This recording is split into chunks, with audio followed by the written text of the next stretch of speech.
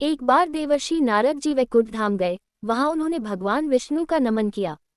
नारद जी ने श्रीहरि से कहा, प्रभु, पृथ्वी पर अब आपका प्रभाव कम हो रहा है। धर्म पर चलने वालों को कोई अच्छा फल नहीं मिल रहा, जो पाप कर रहे हैं उनका भला हो रहा है। तब श्रीहरि ने कहा, ऐसा नहीं है देवर्षि, जो भी हो रहा है सब नियति के जरिए हो रहा है। नारद बोले, मैं तो देख कर आ रहा हूँ, पापियों को अच्छा फल मिल रहा है और भला करने वाले, धर्म के रास्ते पर चलने वाले लोगों को बुरा फल मिल रहा है। भगवान ने कहा, कोई ऐसी घटना बताओ। नारद ने कहा, अभी मैं एक जंगल से आ रहा हूँ, वहाँ एक गाय दलदल में फंसी हुई थी। कोई उसे बचाने वाला नहीं था।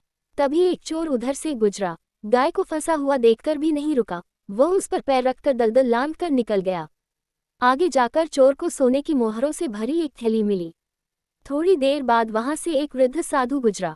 उसने उस गाय को बचाने की पूरी कोशिश की, पूरे शरीर का जोर लगाकर उस गाय को बचा लिया, लेकिन मैंने देखा कि गाय को दलदल से निकालने के बाद वह साधु आगे गया तो एक गड्ढे में गिर गया। प्रभु, बताइए ये कौन सा न्याय है। नारद जी की बात सुन लेने के बाद प्रभु बोले, ये सही ही हुआ।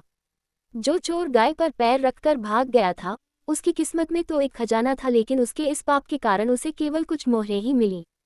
वहीं उस साधु को गड्ढे में इसलिए गिरना पड़ा क्योंकि उसके भाग्य में मृत्यु लिखी थी, लेकिन गाय के बचाने के कारण उसके पुण्य बढ़ गए और उसे मृत्यु एक छोटी सी चोट में बदल गई।